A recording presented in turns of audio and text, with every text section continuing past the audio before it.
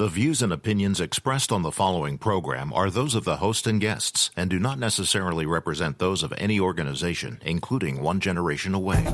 The freedom of a people to choose its leaders is the root of liberty. Keep alive this experiment in liberty. Liberty, in case you've forgotten, is the soul's right to breathe. Government should be very minimal in protecting liberty. Peace cannot be purchased at the cost of liberty. The sturdy ground of liberty. Liberty once lost is lost forever. Fight for their liberty and for our security. Guarantees individual liberty. This great republic, born alone in liberty. Liberty. Liberty. Liberty. Liberty. Liberty. Liberty. Liberty.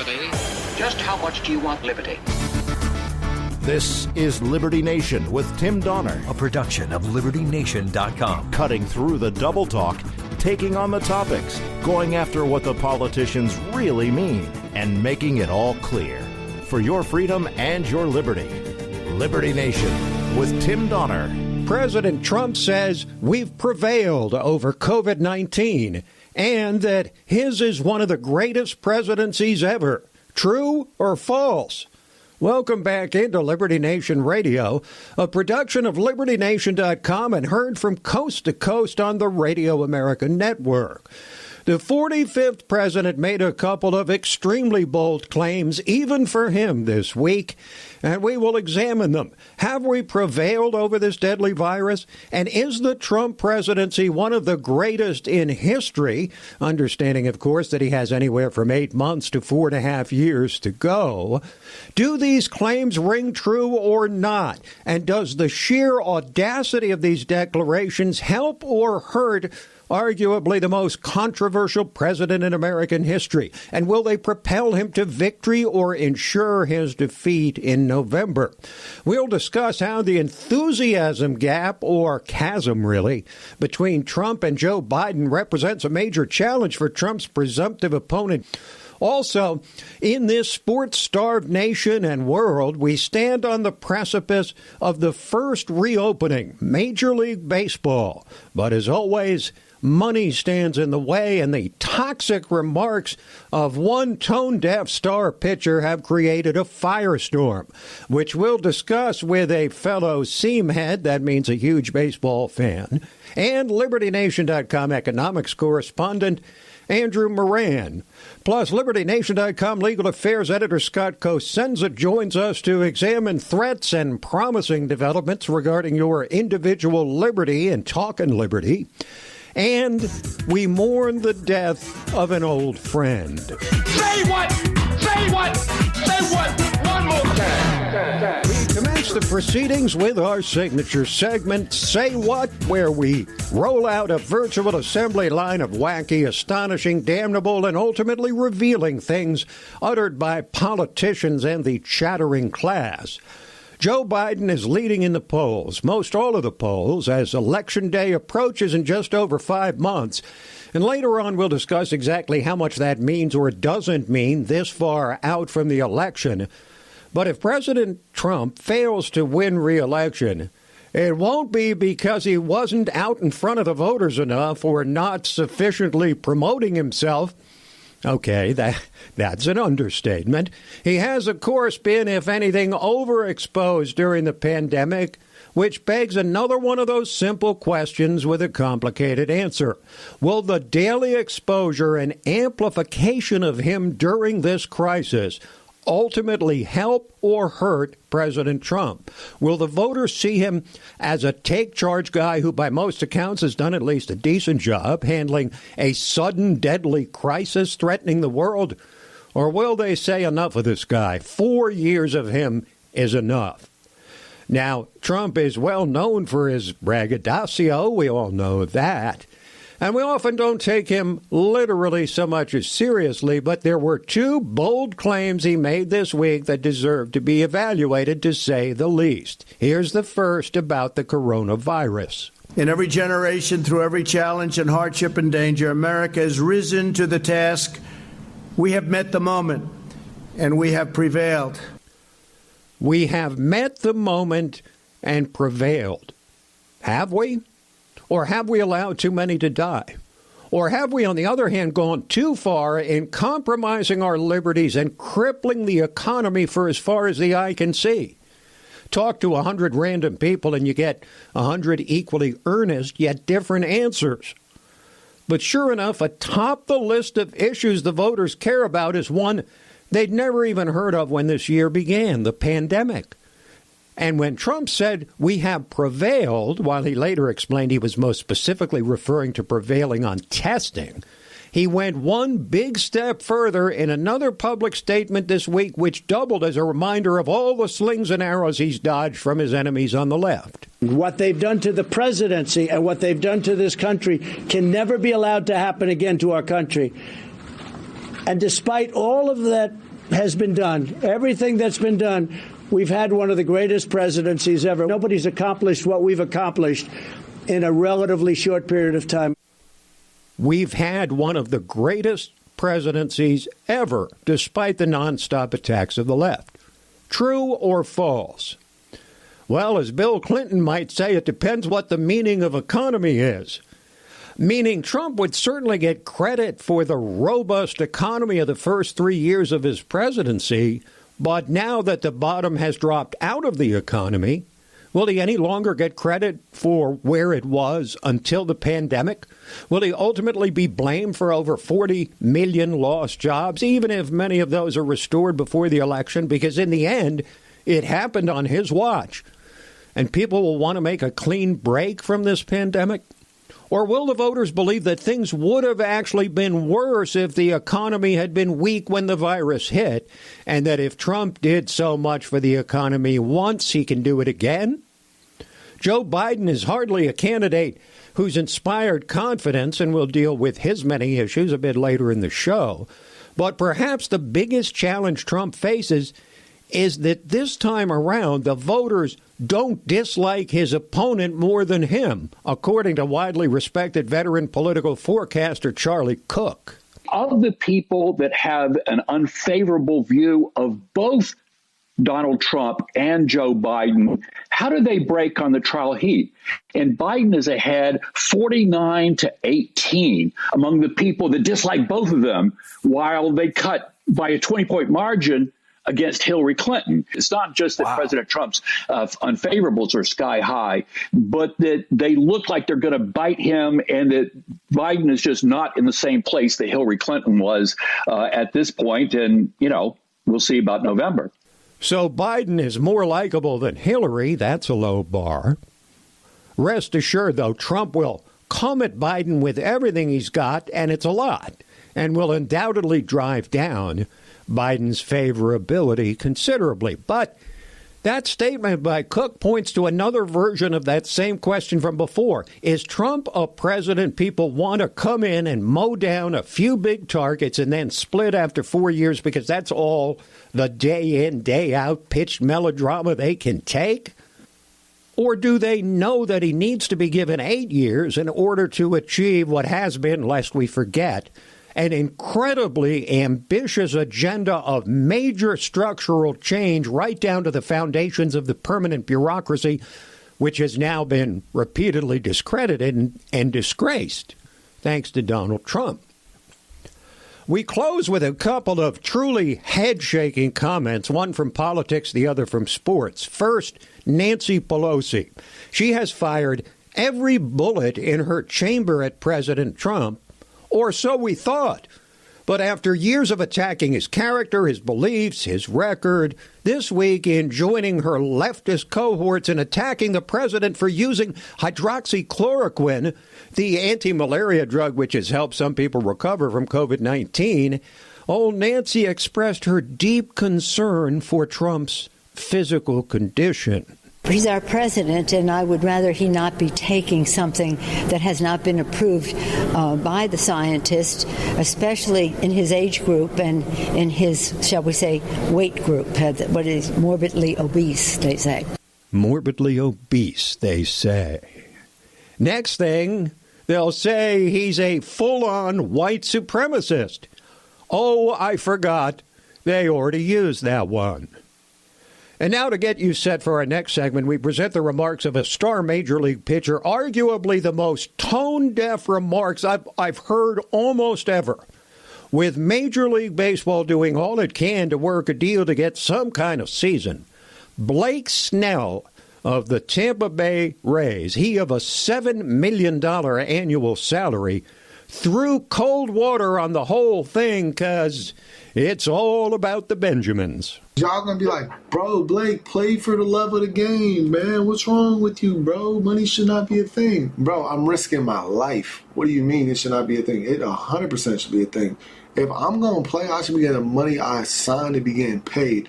I should not be getting half of what I'm getting paid because the season's cut in half, on top of a 33% cut of the half that's already there. So I'm really getting like 25%. On top of that, it's getting taxed. So imagine how much I'm actually making to play. You know what I'm saying? No, I got to get my money. I'm not playing unless I get mine. I'm risking my life. Like regular people making a whole lot less than $7 million a year aren't. And no, I got to get my money. I'm not playing unless I get mine. All I can say is when baseball does resume, Blake Snell should be on his knees in gratitude that there won't be any fans in the stands, because if there were, he'd be booed out of probably every stadium, including his home ballpark. And he will now forever live in infamy. But there is real hope that baseball will break the ice and be the first sport to resume within the next 6 weeks or so. Negotiations between owners and players are reaching a critical stage this weekend, and we'll evaluate where things stand when we return. Liberty Nation with Tim Donner. Where can you find honest political commentary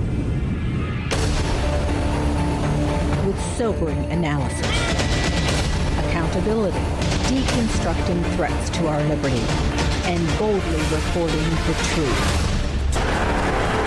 Subscribe to the LibertyNation.com YouTube channel, where facts matter.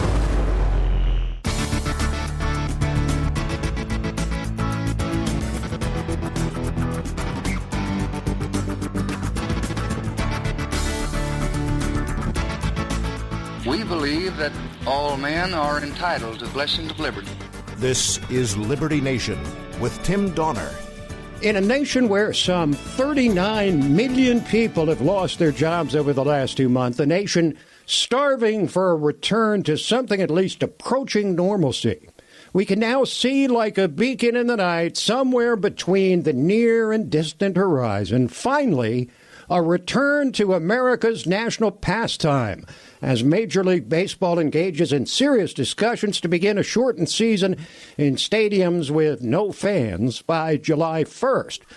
But as we've witnessed so many times over the years, money stands in the way, with billionaire owners and multimillionaire players fighting over a pie that's going to be a lot smaller than usual.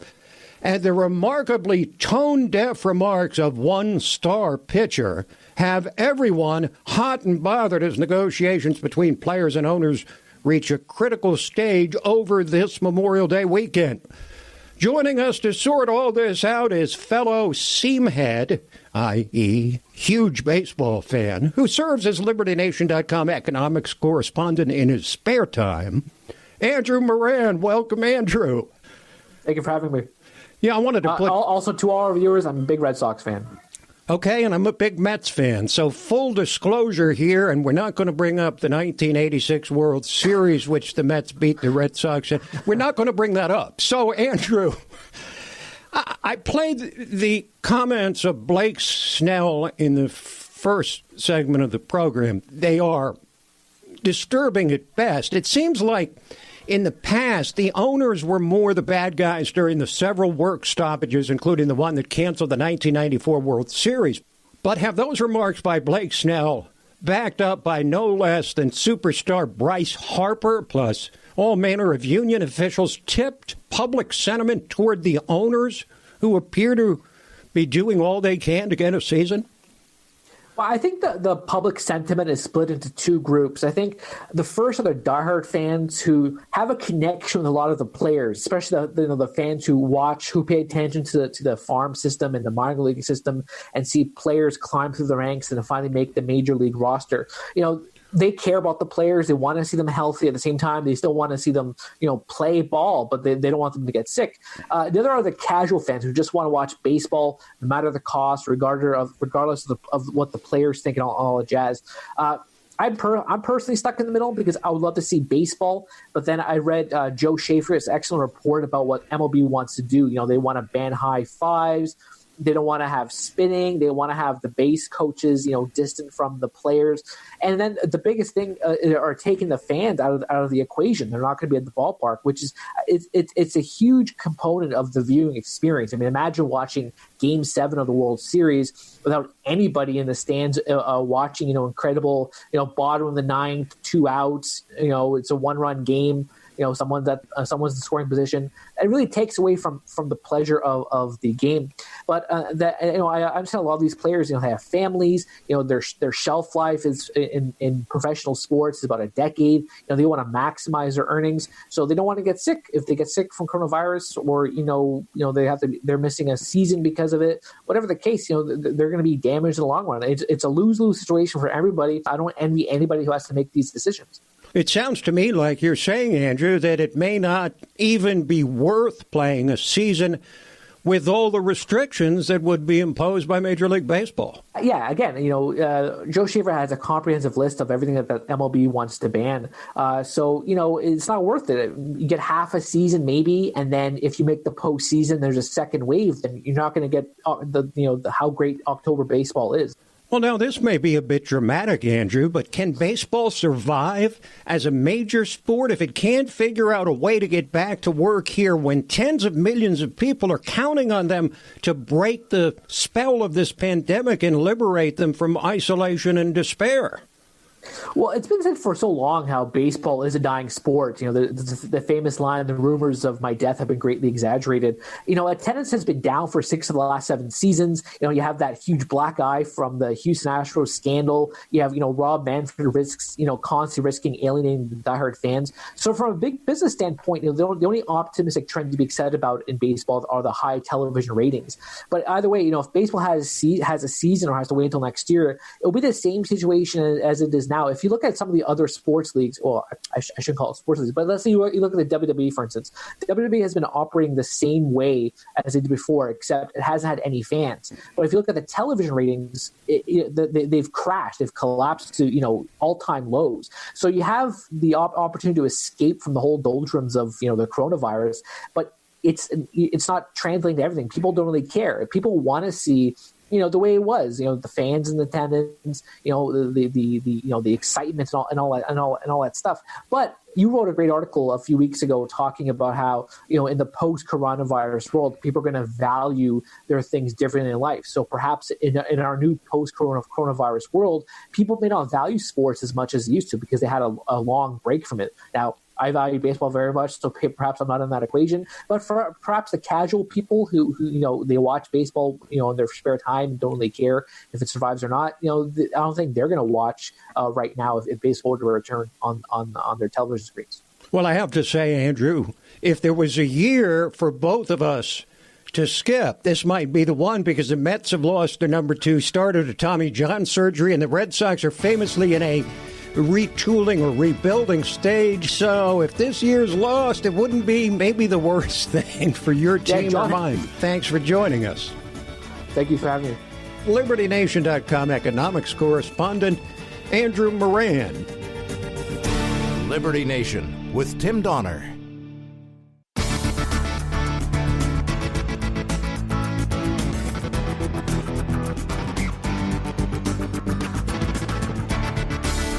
Far more important than my political future and far more important than yours, the well-being of our country.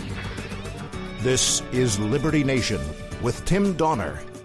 We're told these days that Joe Biden is ahead of President Trump in virtually every measurement of voter preferences and is leading in most all of those treasured swing states.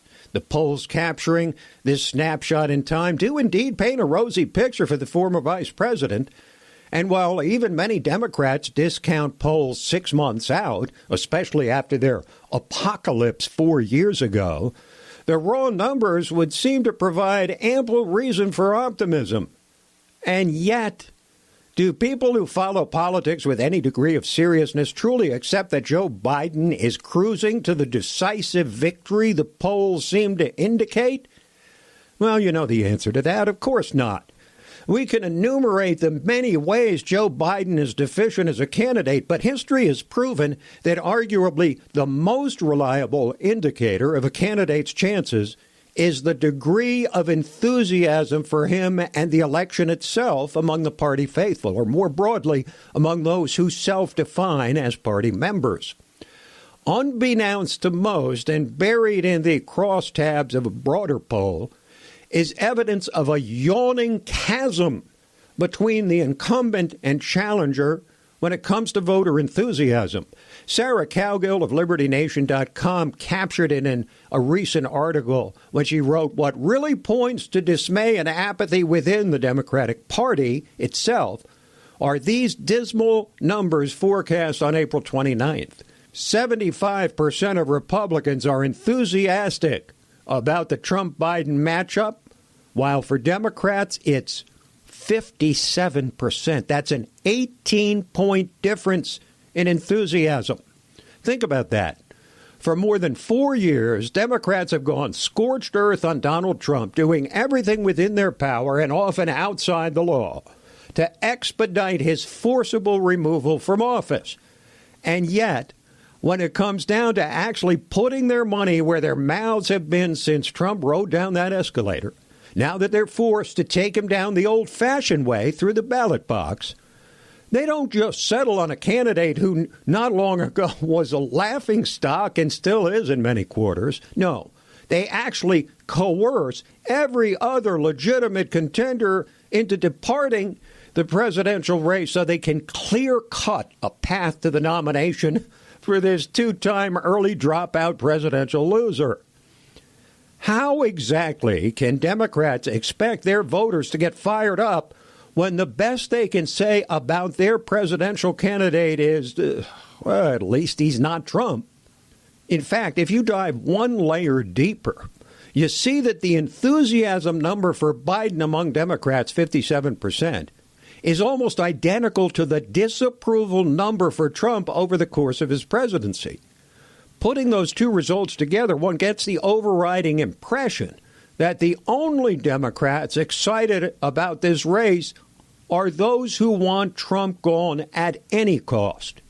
More significantly, this all reveals zero excitement about their candidate or the election itself beyond the prospect of vanquishing Trump.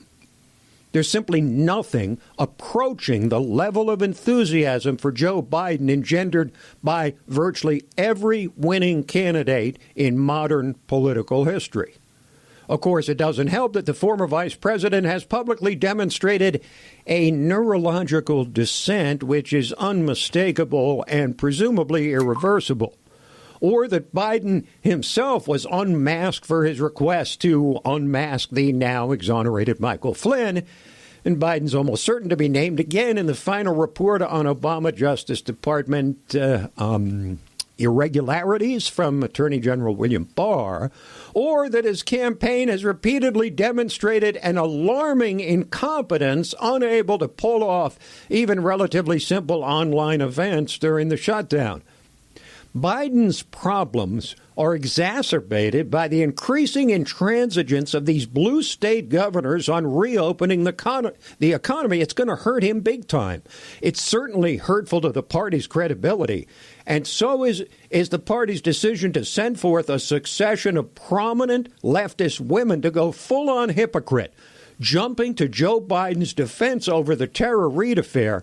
In fact, at this point, the Me Too hypocrisy is screaming so loudly we can hardly remember the Reade accusation itself. Stacey Abrams, that sparkling twinkle in progressive eyes, who's openly campaigning for vice president and who was totally down with hashtag believe all women, has done a full 180 to hashtag believe Biden. This after the accusations out of left field by Christine Blasey Ford, apparently designed to take down a Supreme Court justice at the 11th hour, were swallowed whole cloth by Democrats with zero attempt to corroborate what turned out to be a 100% uncorroborated tale. Other vice presidential wannabes, Liz Warren, Kamala Harris, want nothing to do with Ms. Reid's allegations. Senator Warren calls Biden's denials credible and convincing, while Senator Harris has refused to comment altogether. And then there's the latest Democrat heartthrob and VP hopeful who's garnered considerable publicity during the pandemic, Michigan Governor Gretchen Whitmer. We talked about her in the first segment. Don't worry, she didn't leave the reservation either, saying, quote, "The Joe Biden I know, these stories are inconsistent with what I know and what I've seen in terms of work that he's done to support women," unquote. If, as some on the left have understandably claimed, Tara Reade's coming out at just the right time was privately bankrolled by conservatives, it was undoubtedly as much an investment in exposing naked hypocrisy on the left as it was a serious accusation likely to be pursued by the Biden-friendly elite media. It's no small matter that the left is now vacating its insistence that all women alleging sexual misconduct must be instantly and automatically believed. It hardly stokes enthusiasm among the party's hard left base, which is already demoralized by the withdrawal of Bernie Sanders and highly dissatisfied with Joe Biden as the party's standard bearer. But torpedoes be damned, the left will still advance what should be called the GOP exception. If the accuser is a conservative instead of a leftist, then there simply are no standards for the accused to uphold. So that will apparently settle the issue. But surely there must be some reasons for enthusiasm over the Biden candidacy? Well, based on a generous cross-section of pro-Biden talking heads dotting the airwaves these days, it appears Democrats will try to make their stand on repeating over and over that Joe Biden is a swell guy, a family man oozing with compassion because of his own suffering, and a terrific husband and father. All admirable qualities, if true. But there's one major problem with putting forward the former vice president's supposed character traits in lieu of his record, his ideology, or his vision. Being a compassionate guy who loves his family and has been through trials in his life does not distinguish him from millions of other Americans. And it certainly doesn't qualify a man to become leader of the free world. And this week, the New York Times even admitted Biden is on the other side of the hill. One of their most vicious anti-Trump op-ed writers, Frank Bruni, wrote the following: "Please tell me why I should care whether Joe Biden is declining mentally when President Donald Trump bottomed out morally long ago." New York Times stipulating that Joe Biden is declining mentally as he seeks to become the president of the United States. And you wonder why there's so little enthusiasm on the left? Enthusiasm is the mother's milk of politics. It leads people to become informed, to advocate for their candidate, and wait in long lines and in bad weather to vote. Perhaps that's why Democrats are putting up a brave front in trying to claim that Joe Biden's current standing in the polls points to his inevitable ascension to the Oval Office. Of course, that's exactly what they said about Hillary Clinton. And we'll be back with Talkin' Liberty. Liberty Nation with Tim Donner. And now we welcome you to the portion of Liberty Nation Radio, which we entitle, as always, Talkin' Liberty. It's when we reveal afresh our constitutional lawyer, LibertyNation.com legal affairs editor, regular contributor, and our guardian of individual liberty, Scott David Cosenza. Tim, I hope you love saying it. I love hearing it. Thank you, and it's good to be here. It's sort of a plus-some game. It brightens up my day like a Christmas present. I love to say it, you know what I mean? You love to hear it. What could be better? Let's start with Michael Flynn. What's new? Wow. There's a lot there. I think the one thing to take away in terms of news is that his legal team has now appealed Judge Sullivan's decision to call for briefs in opposition to the motion for the Justice Department to withdraw the charges. And it seems like Judge Sullivan has acted outside the bounds of sort of normal practice for federal judges. Whether that is unconstitutional or not is a bit it hasn't been ruled on, Tim. But I think that the pro-liberty forces would all say that it is unconstitutional what he's done. And he's applied now to a higher court for relief. In looking at the accusations against Michael Flynn, is there any legitimate reason for this judge to believe that justice has not been served or that it's been denied by Michael Flynn having the charges dropped against him? Tim, I think that that's a bad question to pose. And the reason why is it's not for the judge to determine. Mm-hmm. That is a function of the executive. Our system of limited and enumerated powers and the division of powers and checks and balances that we often talk about. It is the decision of so the legislature defines what it will be crimes as they pass laws, and it's up to the executive function to enforce those criminal laws. They make all kinds of decisions about whom to prosecute and why. Now, the authority that the judge has to approve or not the decision not to prosecute, the reason why that was ensconced in the law, Tim, is to protect accused peoples. I read a very interesting blog post about this by Tim Lynch, who is a constitutional scholar on the Federalist's blog, and he talks about how this was designed as a protection so that if the government were going to charge you and then remove those charges and then refile them, you would have the protection of the judge perhaps saying, well, let's only dismiss them with prejudice, so they couldn't be refiled. In other words, it was a protection against government overreach. Right. We don't have anywhere in American jurisprudence some kind of judicial protection against somebody not being charged with a crime. Judges, if they want to go ahead and be U.S. attorneys, they can probably, get that job depending on who's in the administration. I suspect Judge Sullivan would have to wait for a Democrat president to be a U.S. attorney because he seems to be practicing like a Democrat judge, with his actions in the Flynn case. Political considerations are penetrating the judicial system to a degree that I think none of us have probably witnessed before. You can imagine how the leftists, Tim, would howl if this were, instead of a convenient punching bag, an underprivileged defendant in like an urban setting. He must have done something that's worthy of keeping him in a cage.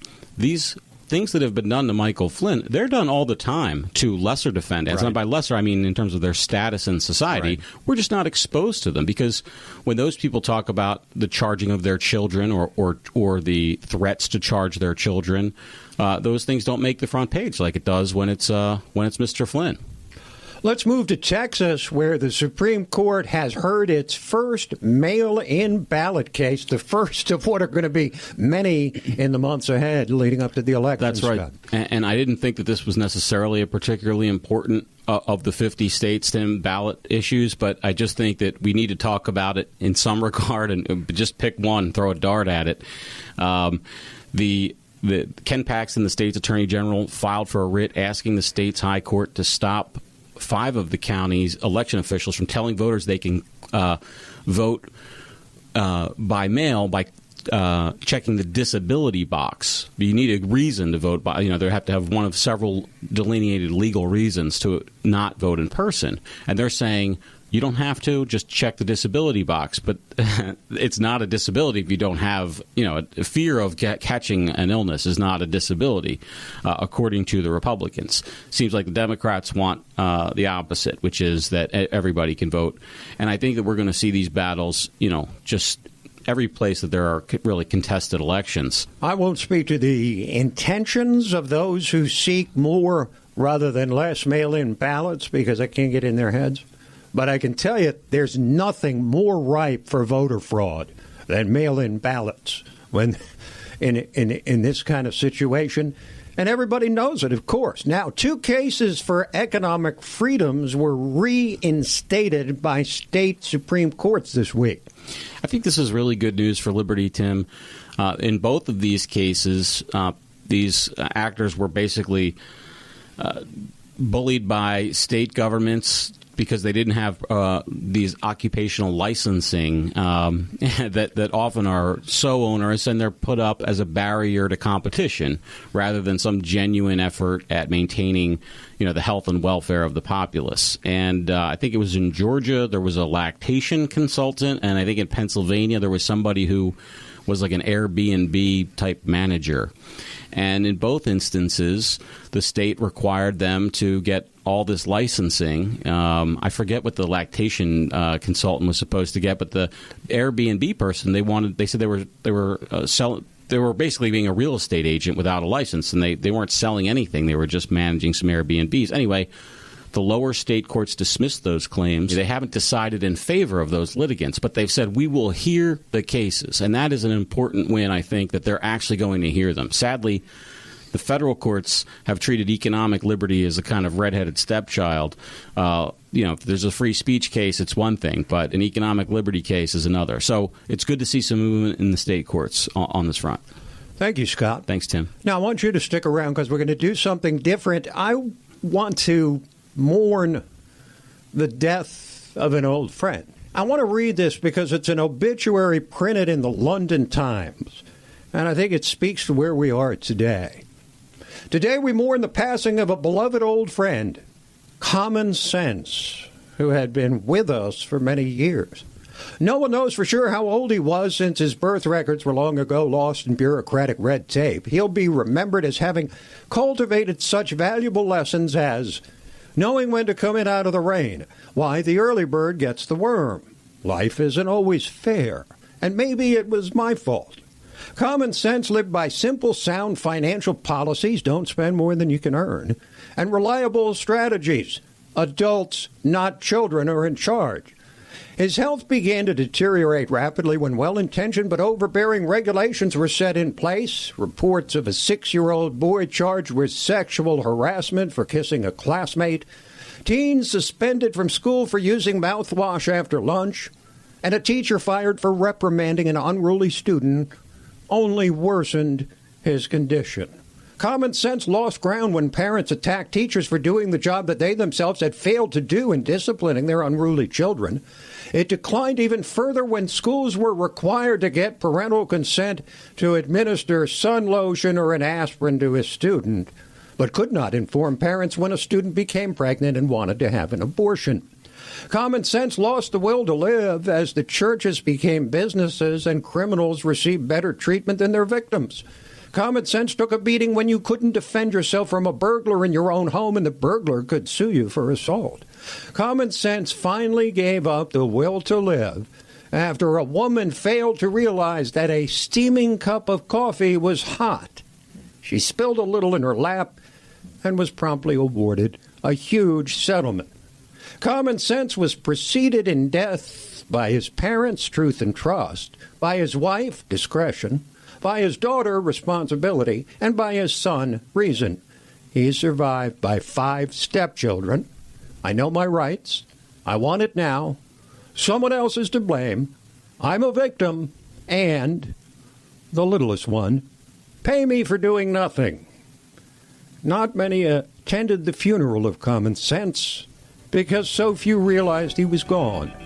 If you still remember him, pass this on. If not, join the majority and do nothing. Think about it. That's where we are today. We'll be back with you next week. In the meantime, stand up for liberty, stay healthy, and we'll see you next time on Liberty Nation Radio.